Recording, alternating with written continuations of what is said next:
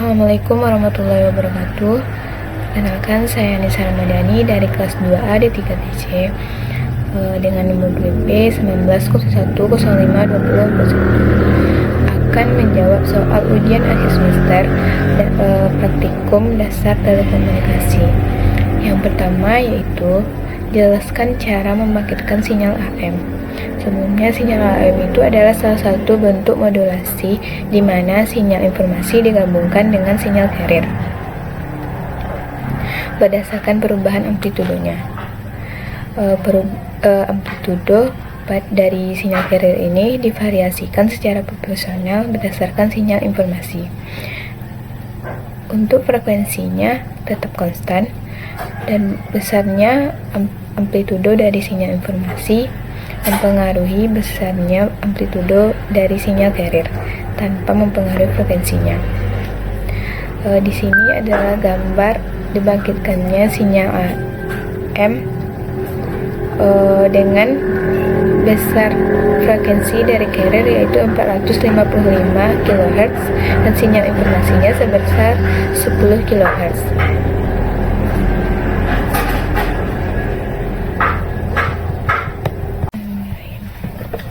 Selanjutnya untuk soal nomor 2 yaitu jelaskan cara mengukur indeks modulasi AM.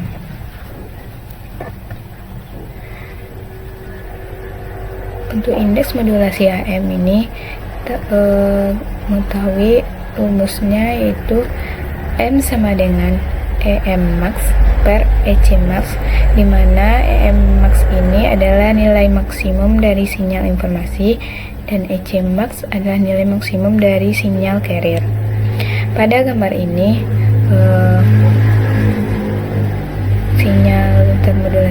pada gambar termodulasi ini, yang pertama sinyal carrier sebelum dimodulasi,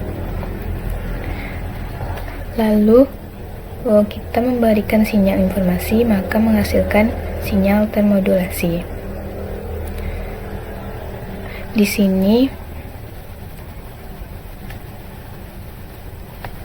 sinyal termodulasi saat diberikan amplitudo EC max akan naik sejauh EM max dan akan turun sejauh E min EM max.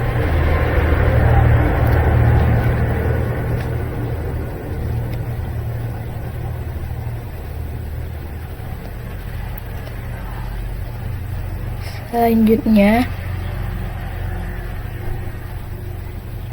pada gambar ada EC peak to peak yaitu jarak dari EC max ke min EC max.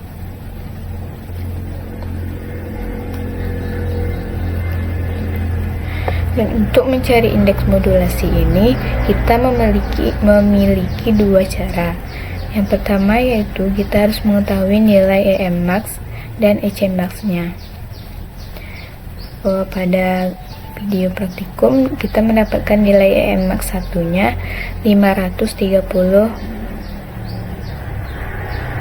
mV per 2, EM max 2 nya 1,27 mV per 2, EM max 3 nya 1,47 mV per 2 dan EC max nya 1,15 per 2. Jadi kita mencari dulu nilai EM max itu 530 per 2 menghasilkan 0,265, lalu EC max nya 1,15 per 2 itu 0,575 sehingga menghasilkan M1 nya 0,46. Untuk M2 nya 0,615 0,635 dari itu hasil dari 1,27 per 2 dan didapatkan M2 itu 1,104 atau sama dengan 1. Dan untuk M3 nya begitu juga, EM max 3 nya tadi 1,47 per 2 menghasilkan 0,735 per 0,575 menghasilkan 1,278.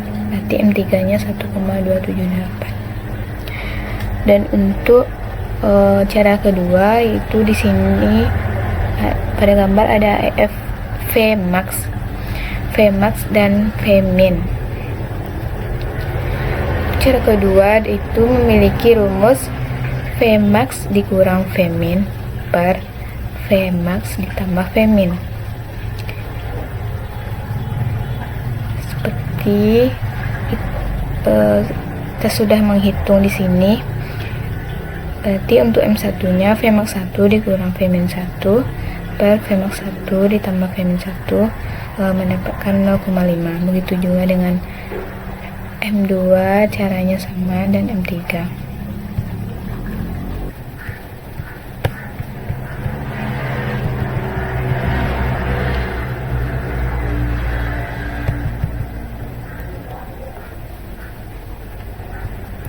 Selanjutnya soal nomor 3, yaitu berdasarkan praktek, apa yang terjadi jika modulator dalam kondisi overmodulasi?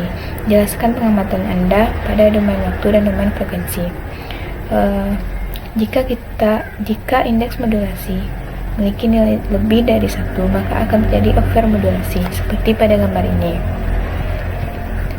Lalu pada praktek kita menginputkan sinyal AM pada modulator sehingga menampilkan ini pada gambar ini adanya distorsi, sehingga pada domain frekuensi terlihat adanya frekuensi lain karena AM detektor hanya mendeteksi selubung atas dari sinyal AM, sehingga adanya penambahan frekuensi yang tidak seharusnya ada.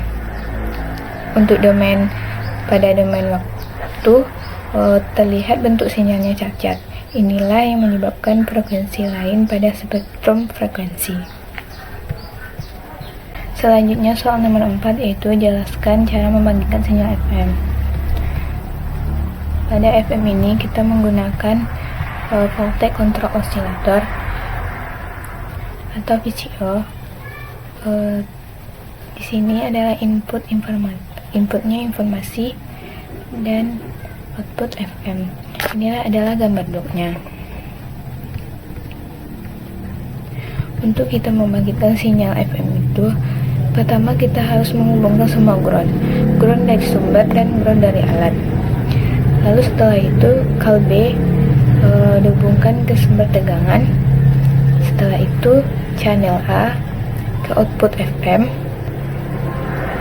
Lalu source sinyal informasi dihubungkan ke input.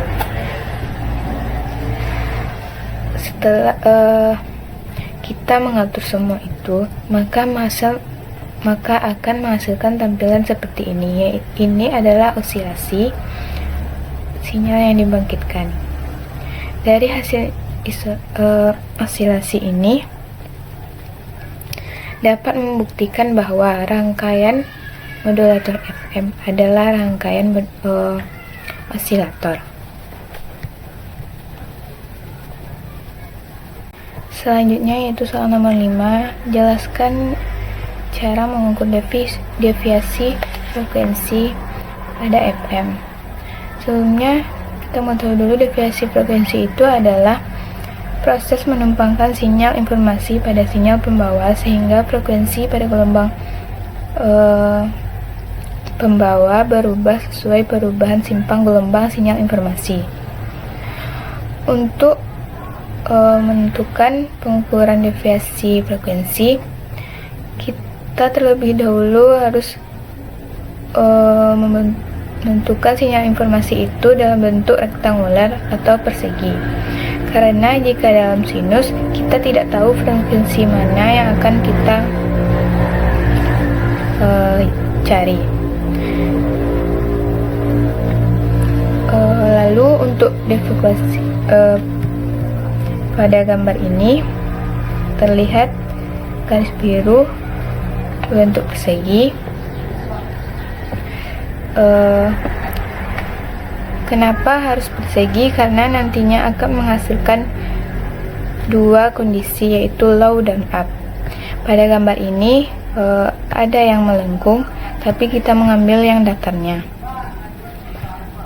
Sehingga untuk rumus deviasi frekuensi yaitu delta V sama dengan FU dikurang FL per 2. FU adalah keadaan up dan FL low. Sehingga didapatkan deviasi frekuensi. Baiklah, hanya itu yang dapat saya sampaikan. Assalamualaikum warahmatullahi wabarakatuh.